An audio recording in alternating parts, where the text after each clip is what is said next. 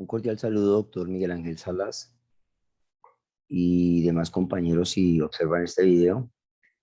En él se piensa hacer una recopilación de los temas trabajados y, eh, digamos, ofrecer unas conclusiones al final para mostrar los conocimientos adquiridos en este curso.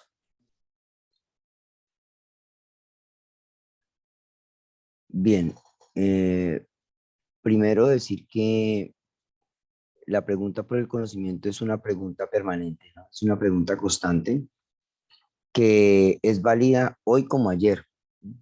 Es la pregunta fundamental que se ha hecho la filosofía a lo largo de la historia y es cómo conocer e interpretar la realidad. Y temas como la validez del conocimiento, la posibilidad del conocimiento, la necesidad de conocimiento, se convierten en puntos neurálgicos pues, del pensamiento filosófico a través de la historia de las épocas, ¿no? Y son algunos de los problemas que se van a plantear en este curso, en este video tutorial. Entonces podemos observar que a nivel general la filosofía, como madre de todas las ciencias, busca conocer e interpretar la realidad, y por lo cual pues estudia el conocimiento, crea unas teorías que explican el conocimiento a través de la historia y busca un método que permita llegar a un conocimiento verdadero. Y entonces en ese sentido encontramos que al estudiar el conocimiento surgen las preguntas, ¿no? La pregunta por el problema del conocimiento. Surgen unas épocas desde diferentes circunstancias que el hombre pretende alcanzar ese conocimiento y pretende dar respuestas a los diferentes problemas que se generan en su entorno más cercano. Y el método para poder alcanzar ese conocimiento, digamos que redunda en lo que es la razón, la experiencia, son los sentidos y la intuición. La razón con la intuición, la experiencia con los sentidos. Bueno, entonces observamos que el conocimiento es una inquietud siempre del hombre. ¿Por qué? Porque el hombre siempre se ha preocupado por el conocimiento de lo que lo rodea, ¿sí? A través de su inteligencia siempre ha cuestionado la naturaleza y ha tratado de comprenderla, dando diversas respuestas. Esas respuestas son las que podemos observar que son las diferentes corrientes de la filosofía, han generado corrientes, postulados filosóficos. Entonces, las primeras respuestas que el hombre dio a las preguntas acerca de cómo conocer, sabemos que fue de carácter mítico, religioso, pero cuando nace la filosofía, entonces ya el hombre se plantea un nuevo camino para regular el conocimiento que lo rodeaba, y es el camino de la reflexión racional, los pensamientos lógicos, la argumentación. Entonces, a través de la historia de la reflexión filosófica, el ser humano hace evidente una preocupación por resolver los problemas fundamentales que se han generado, y por ello, entonces, por un lado, aparece la reflexión sobre el ser, que es la ontología, y por otro lado, el tratado del conocimiento o teoría del conocimiento, que es lo que queremos abordar en este video. Y entonces surgen los elementos del conocimiento científico. El hombre posee la capacidad de percibir y conocer, ¿cierto?, todo aquello que está a su entorno, a su alrededor, y a través de los sentidos percibe lo que su entorno le ofrece. Las cosas puede observar, puede ver, puede oír, puede oler, tocar. Y por medio de la inteligencia, el hombre elabora conceptos, organiza y estructura ideas y el pensamiento. Es decir, a partir de la percepción que experimenta por los sentidos, la razón explica eso que los sentidos perciben. Entonces, en la tarea de ese conocimiento es necesario tener en cuenta dos protagonistas importantes, que son fundamentales en ese proceso. Por un lado, el sujeto, que es el que conoce, que sería el hombre, y por el otro lado, el objeto, que es la realidad. Y cada uno de ellos, pues, aporta diversos elementos a la construcción de conocimiento. Entonces, el objeto se deja conocer, el objeto aporta formas, colores, texturas, mientras que el sujeto conoce, el sujeto observa, el sujeto relaciona, experimenta, compara, elabora conceptos gracias a la razón. Entonces, estos elementos son indispensables para el conocimiento. Si alguno de ellos faltara, pues sería imposible que se diera ese proceso o no cumpliera la función, ¿no? Esta relación entre sujeto y objeto es el proceso de conocimiento, es lo que estudia la epistemología, la nosología, a través de la historia de la filosofía, y entonces aparecen diferentes pensadores, todos, cada uno de ellos comprenden la realidad o la importancia del problema desde facetas distintas, ¿sí? Y digamos que la reflexión filosófica por esta pregunta de la búsqueda del conocimiento eh, es importante porque de la argumentación se puede dar, pero más allá de la argumentación se hace necesario verificar la validez del conocimiento. Y entonces cuando surge ya la ciencia y el método. Bueno, entonces hablamos de preguntas por el conocimiento. Y entonces dentro de esas preguntas por el conocimiento surgen una serie de interrogantes, ¿no? La reflexión filosófica genera preguntas importantes con respecto a ello. Y entonces aparecen diversos problemas.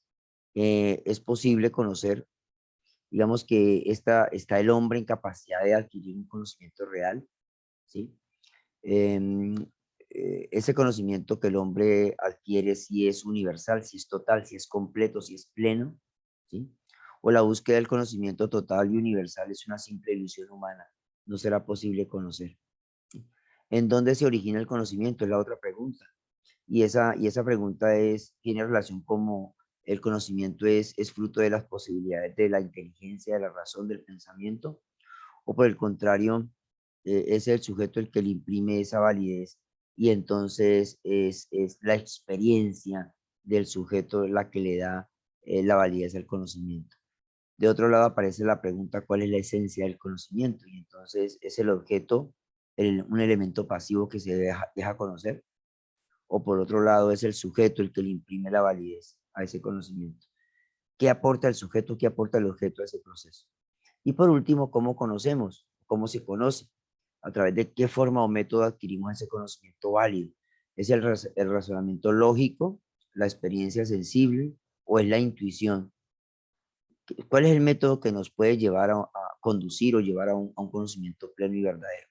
Entonces la filosofía, digamos que asume aproximadamente hasta el siglo XVI esos interrogantes sobre el conocimiento del ser, ¿sí? O de la realidad, y brinda diversas respuestas, pero surge algo importante. A partir del siglo XVI empiezan a hacer las ciencias modernas. Y entonces apareció una nueva perspectiva del problema que determina un único camino como solución. Y entonces aparece el conocimiento científico y aparece de otro lado el conocimiento filosófico, ¿cierto? Entonces, si hasta el siglo XVI la filosofía era la que daba respuestas a las preguntas e interrogantes del hombre, a partir de ese siglo, ¿sí? Se plantea una nueva forma de ver la naturaleza, ¿sí? Haciendo ver que la filosofía no es la única ciencia válida, sino que aparecen las ciencias experimentales como una opción para interpretar y para validar la realidad. Entonces, por un lado está la filosofía y por otro lado están las ciencias. La filosofía pretende alcanzar un saber universal de toda la realidad, digamos, totalizante, es universal, ¿sí? Que pueda ser aplicado a todo. Por ejemplo, el conocimiento de lo que es el bien y el mal, ¿sí? Eh, eh, digamos que esto es bueno, esto es malo, eso se aplica a nivel general. De otro lado, las ciencias sí, aparecen o pretenden alcanzar un conocimiento particular de la realidad. Por ejemplo, bueno, no sé, la botánica, la zoología, el lenguaje, la lingüística, la historia,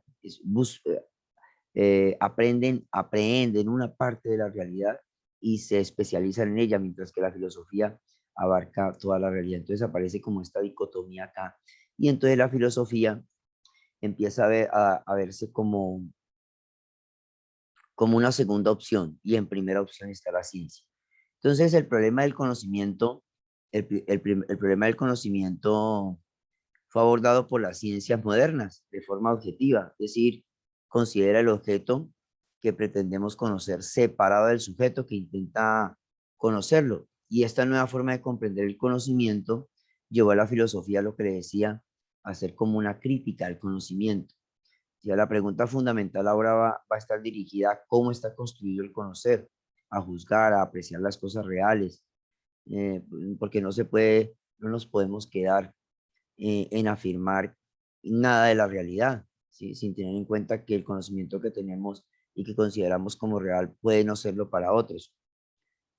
hay que partir de lo que ya hay, de lo que se tiene. Y entonces en las ciencias modernas se parte del nacimiento de las ciencias positivas.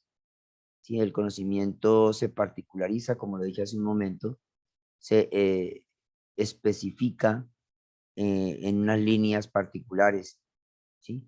Entonces se olvidó la pretensión de un conocimiento universal como el que tenía la filosofía al inicio, en la filosofía clásica y el inicio, y se pregunta por la realidad para poderla conocer. Y entonces las ciencias, entonces ya no estudian la realidad en su totalidad, sino que de manera particular. Entonces hay una independencia y una autonomía de las ciencias porque se generan esquemas de conocimiento propios, se generan leyes, se genera el método científico, ¿sí? Y se va creando como una competencia, como una pelea, como una dicotomía, digámoslo así, con la filosofía. Y entonces los grandes adelantos que genera la ciencia gracias a la aplicabilidad que le da y a las soluciones que le da al ser humano, al hombre, y la utilidad en el campo de la industria, fueron dando o fueron llevando la filosofía a un segundo plano. Y entonces aparece la técnica, la productividad y todo ello como algo importante, y de hecho es importante. Sin embargo, eh, se da como una contradicción, porque mientras que la ciencia avanza, ¿cierto? El ser humano como que se deshumaniza. Entonces ahí es donde entra la filosofía a darle sentido, a darle explicación. Eso por un lado. Y por el otro lado, en el caso particular, acá, digamos, en nuestros estudios, la filosofía le entra a dar un sentido, le entra le viene a dar como un camino al doctorando por donde se debe inclinar a su estudio, a su hacer conocimiento. ¿Cuál es el camino por el cual se debe dirigir? Bien. En cuanto a cómo alcanzar el conocimiento de acuerdo al, a la historia, cómo se alcanza el conocimiento, pues aparecen diferentes corrientes filosóficas, ¿no? Y aparecen los filósofos presocráticos, aparecen los griegos clásicos, aparece la ciencia del Renacimiento y la época moderna. En cuanto a los presocráticos, pues digamos que hacen unos avances importantes porque, digamos, ponen las bases de lo que va a ser el conocimiento, que en síntesis redunda en lo que es la observación y la argumentación lógica. Situación importante que asume Platón y Aristóteles. Platón desde el idealismo y Aristóteles desde el realismo, ¿sí? Desde el idealismo de Platón, que se va a convertir posteriormente en el racionalismo de Descartes, ¿sí? Y en el realismo de Aristóteles, que posteriormente se va a convertir en el empirismo de John Locke y David Hume. Pero lo más importante, pienso yo, que dentro de este proceso de conocimiento es lo que ocurre al inicio de la filosofía moderna, porque hay un concepto ya racional de la realidad. Recordemos que en el Renacimiento, pues, viene de un periodo de oscurantismo de la Edad Media, que nos ofrece, entre otras cosas, el método escolástico como algo fundamental e importante, un método que hoy lo podemos poner en evidencia en un nuevo proceso científico, ¿cierto? Donde está la lección, donde está la cuestión, la lectura, el debate, ¿sí? O la discusión y, digamos, las conclusiones. Eso es propio de la investigación científica. Sin embargo, algo que aporta la ciencia del Renacimiento, digamos que es, aparte de ese cansancio que hay de la filosofía medieval, ¿sí? El pensamiento moderno tiene una clara oposición a esa filosofía de esa época, de la época media, y se encuentra marcado por un concepto racionalista del hombre y del mundo. Y entonces la filosofía renacentista, y en especial el pensamiento de filósofos como Copérnico, como Kepler, como Galileo Galilei, como el mismo Francisco Bacon, orientan el problema del conocimiento hacia la búsqueda de un método que conduzca, digamos, a la verdad. Y esto es el principal aporte de la filosofía del Renacimiento, el método. Método que si bien es cierto, ellos colocan las bases en la actualidad, es fundamental para hacer ciencia. Y entonces hablemos de los primeros filósofos, ¿no? Copérnico y ellos entre el siglo XV y el siglo XVII, generan una nueva forma de comprender la astronomía y parten de la observación y la experimentación. Digamos que esos dos elementos son fundamentales para lo que va a ser luego el método científico, observación y experimentación. Luego aparecen filósofos en la época moderna y contemporánea que, por ejemplo, como el racionalismo de Descartes, que es el único camino posible para el conocimiento, según Descartes, es el principio evidente por sí mismo, es decir, que no necesita explicación y el cual pueda ser como generar un sistema de conocimiento propio, y es la duda metódica, ¿sí? La duda metódica y el método de la duda que propone René Descartes. Método que puede ser solucionado a través de la razón, a través de las ideas innatas que tiene nuestra mente y que puede argumentar cualquier idea, donde se argumenta que el origen del conocimiento es a partir de la razón. De otro lado, también aparece el empirismo, y para esta corriente solo son verdaderos los conocimientos que provienen de la experiencia sensible. Y por eso ellos afirman que el camino preciso y único para llegar a un conocimiento válido de la realidad son los sentidos, ¿sí? Y ahí encontramos a John Locke, a David Hume, a George Berkeley, que afirman que los sentidos son el camino para hallar el conocimiento. Digamos que son dos posiciones totalmente opuestas, pero en ese sentido aparece Kant, Manuel Kant, donde muestra como un modo conciliatorio entre las dos corrientes, racionalista y empirista, ¿sí? Y entonces el camino que propone Kant es el criticismo, la crítica al conocimiento. Y yo pienso que aquí es importante resaltar el camino o la posición de Kant, porque Kant va a ser el fundamento de filósofos que más adelante se van a observar como el mismo Hegel, como el mismo Marx, como el mismo Habermas y otros que van a presentar propuestas filosóficas fundamentadas en el mismo Kant, en el mismo criticismo. Entonces, el criticismo propone que tanto los sentidos como la razón, los dos hacen parte del proceso de conocimiento. Sin embargo, los sentidos perciben los fenómenos y es la razón la que le da el sentido, le da la interpretación, la explicación a esos fenómenos, y la razón es la que nos lleva al conocimiento, pero partiendo de los sentidos.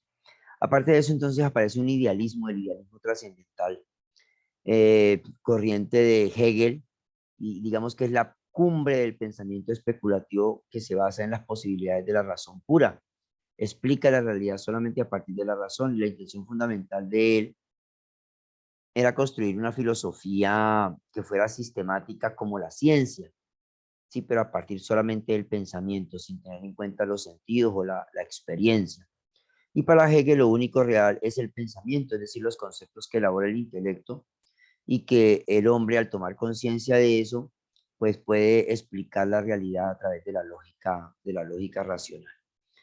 Bueno, ya en el siglo XIX, gracias a ese cansancio, a ese idealismo, aparece entonces el señor Augusto Comte con el positivismo, una de las corrientes que determina el rumbo de la filosofía del siglo XIX y del siglo XX, ¿sí? Hasta nuestros días, porque este filósofo intenta responder a la realidad que se está dando en ese momento en Francia, ¿sí? Y que quiere buscar de algún lado la emancipación de lo que se está dando en la misma Revolución Francesa, pero que además quiere presentarse como un método, como una forma de hacer ciencia de manera infalible, basada en los sentidos, ¿sí? Y entonces aparece el positivismo con 4 principios básicos, y uno de ellos es la validez absoluta de la ciencia. Otro principio es que acepta el conocimiento de las leyes naturales como constantes y necesarias. Y además de eso, acepta que la realidad posee estructuras uniformes, ¿sí? Y además, eh, mm, el mecanicismo y la matematización de los fenómenos. Eso es importante entender. Y con eso entonces se desprende a partir del positivismo se desprende una serie de ciencia, una serie de movimientos que son bien interesantes porque aparece la psicología positivista, aparece el positivismo inglés, aparece el positivismo biológico evolucionista de Charles Darwin, todo ello.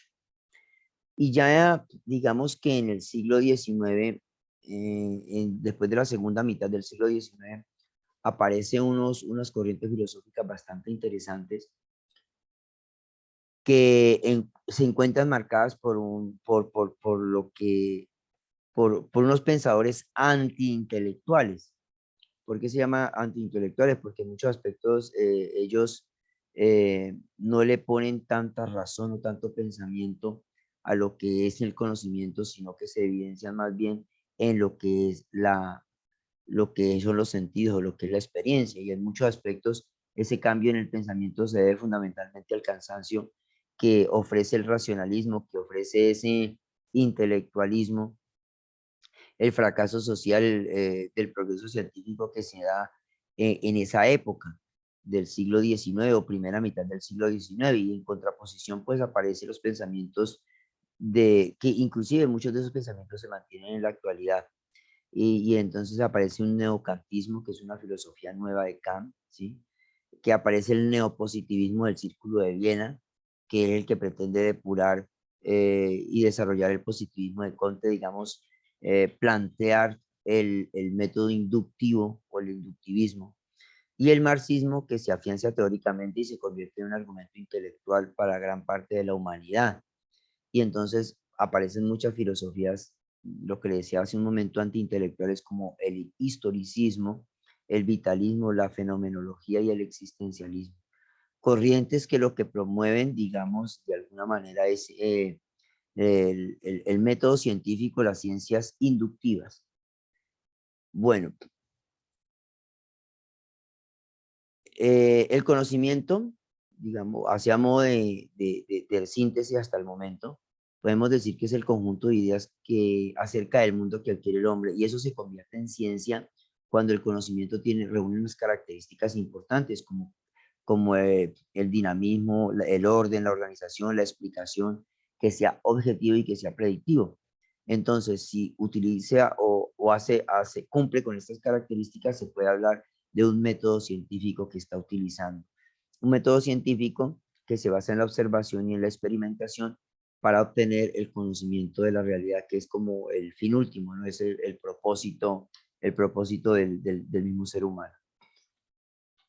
Bueno, entonces, eh, muchas de nuestras ideas han nacido de prejuicios, de premoniciones, de intuiciones, de diferentes pensamientos. Sin embargo, la característica fundamental del ser humano es que tiene la capacidad de transformar su entorno, adecuarlo a sus necesidades, y esto lo hace gracias a que tiene la posibilidad de conocer y de que tiene el pensamiento, de que tiene la razón y utiliza los sentidos a su servicio para poder, lo que nombraba hace un momento, lo que ayuda a transformar su mismo entorno. Entonces los conocimientos del hombre van transformando su estilo de vida, por eso se va convirtiendo en parte de su existencia, de su cultura, y esos pensamientos van ayudando al hombre a ser cada vez mejor. Entonces el conocimiento que adquirimos sobre la realidad lo vamos convirtiendo en representaciones mentales, ¿sí? Que se organizan y que se adoptan creencias y convicciones y las comunicamos a través del lenguaje. Eso es lo que es el conocimiento. Y entonces ese conocimiento podemos decir que está formado por nociones y por representaciones sobre las cuales tenemos certeza de que son verdaderas. Y entonces eso es lo que llamamos ciencia, ¿sí? Entonces la ciencia es una forma de conocimiento de la realidad, y es una forma de conocimiento de la realidad que se caracteriza por cuatro elementos importantes. La primera característica es que explica la realidad partiendo de cosas concretas, de cosas reales. Dos, que hace uso del método científico para poder llegar a la realidad. Es indispensable el método. Sin el método no tendría validez la ciencia. Busca explicar los fenómenos de todo índole, que es físicos, sociales, políticos, culturales, humanos. Y también posee una determinada concepción del mundo que se desarrolla bajo unas condiciones históricas sociales muy concretas. O sea, frecuentemente se afirma que la ciencia es fundamentalmente un conjunto de explicaciones lógicas, de representaciones mentales o de concepciones que el hombre va elaborando poco a poco a medida que va avanzando su vida, ¿cierto? Para encontrarle un sentido, un significado a la realidad. Y bueno, y no solamente encontrarle sentido, significado, sino también poner a su servicio esa realidad, ¿sí? Y a diferencia de otros tipos de conocimiento, la ciencia ha logrado establecer un procedimiento organizado y planificado para explicar la realidad, y ese procedimiento es el que se conoce como el método científico. Y una de las características fundamentales de ese método científico es que requieren de un orden, ¿sí? De una organización para poder alcanzar la realidad, o para poder llegar a la explicación de las cosas, de las realidades. Bueno, eh, podemos hablar que la ciencia tiene unas características que la hacen dinámica, la hacen predictiva, la hacen explicativa y la hacen sistemática, organizada, porque explica la realidad, porque usa un método, porque parte de los hechos y porque es útil, es para el servicio del ser humano, debe ser para el servicio del ser humano. Ahora, Mario Bunge propone una división de la ciencia en ciencias formales y ciencias fácticas. Las ciencias formales o ciencias exactas y las ciencias fácticas, que son las ciencias experimentales. Digamos que las ciencias formales trabajan con conceptos abstractos, como por ejemplo las matemáticas y la lógica. En cambio, las ciencias fácticas, que son las experimentales, también llamadas empíricas, ¿sí? Trabajan sobre hechos de la experiencia humana, como por ejemplo la psicología, la antropología, la sociología, la pedagogía, la didáctica. Y es necesaria una correlación entre estos dos tipos de ciencias, porque pues, eh, es demostrable que hay una posición que tiene las ciencias formales y hay una posición que tiene las ciencias fácticas. Eh, pero se puede concluir que el conocimiento, para el conocimiento científico, tanto de la una como de la otra, es necesario que se coloque de forma ordenada y por escrito los contenidos que se han adquirido. Y por otro lado, que haya una continua contrastación, sobre todo de las ciencias experimentales, entre los conceptos que se han ido recolectando y las pruebas que se reciben de la observación, como decía hace un momento, y de la medición o de la experimentación de los fenómenos. Bueno, yo les decía hace un momento que era necesario el método, ¿sí?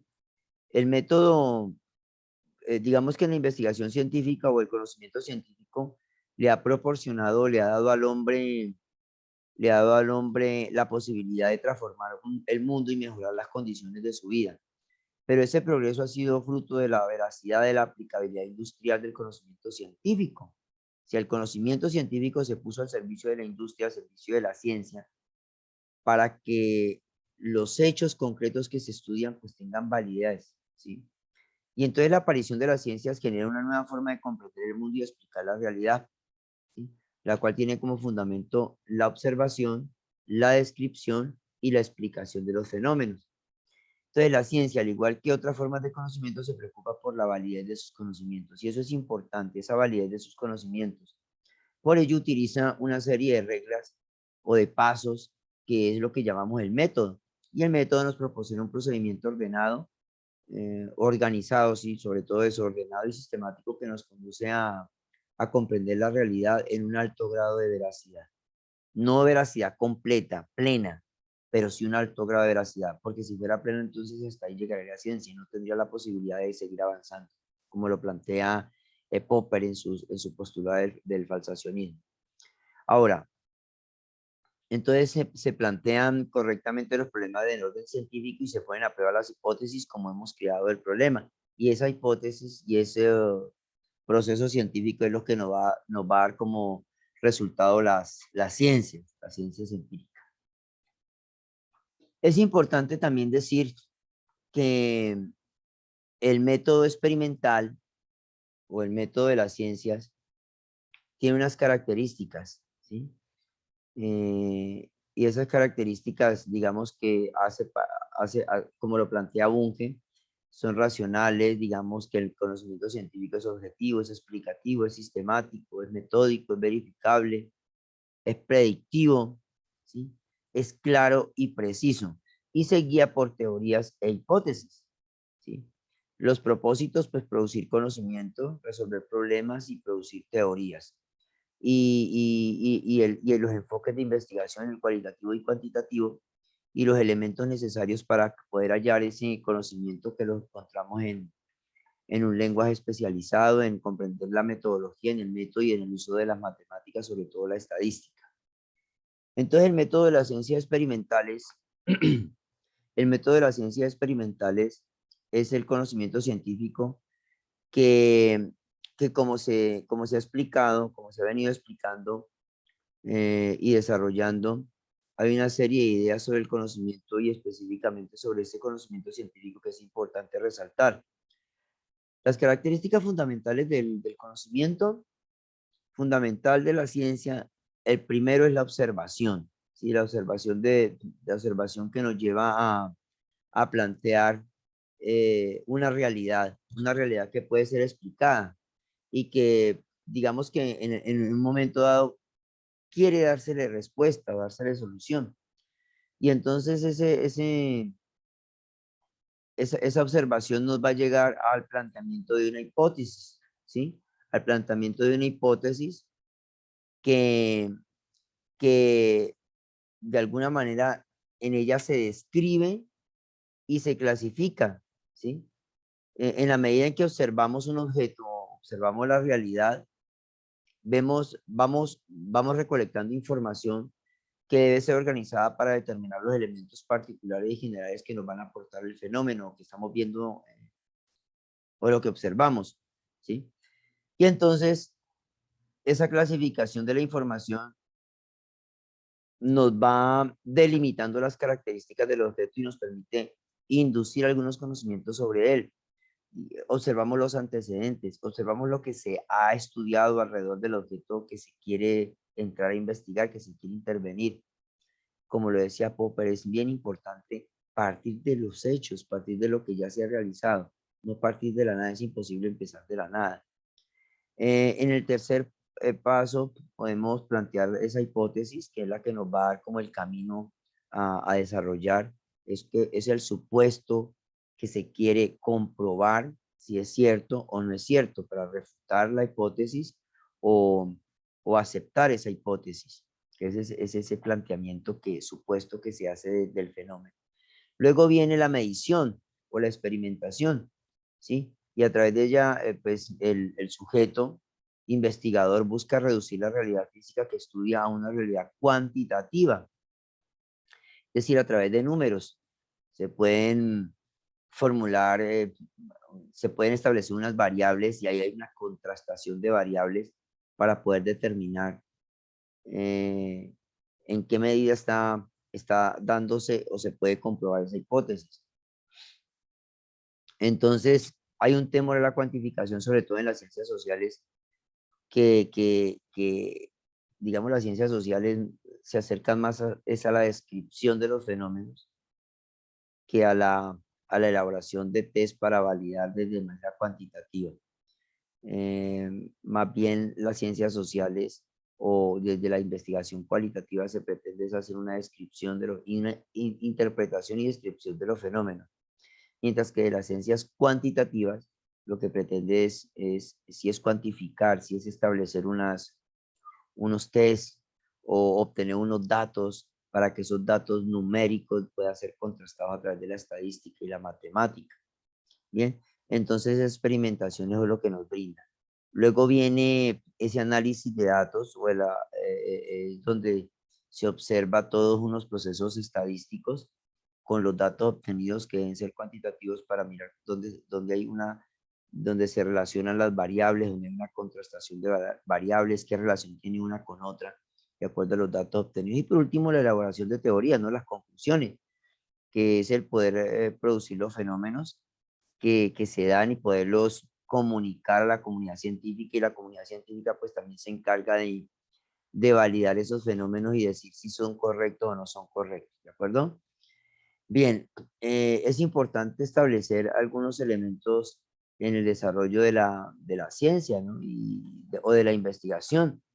y entonces es el análisis crítico, el papel de la misma comunidad científica que le da validez, le da validez a estos procesos que se llevan.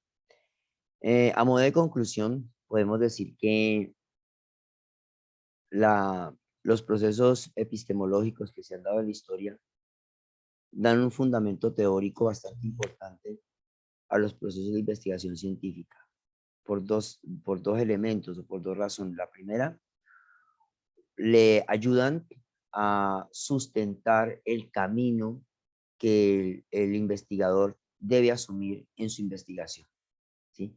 Te le iluminan el camino, le dicen, bueno, existen diferentes clases de teoría, diferentes clases de enfoques, qué es lo que usted pretende, qué es lo que usted quiere, y dependiendo de lo que usted quiera, pues váyase por este camino.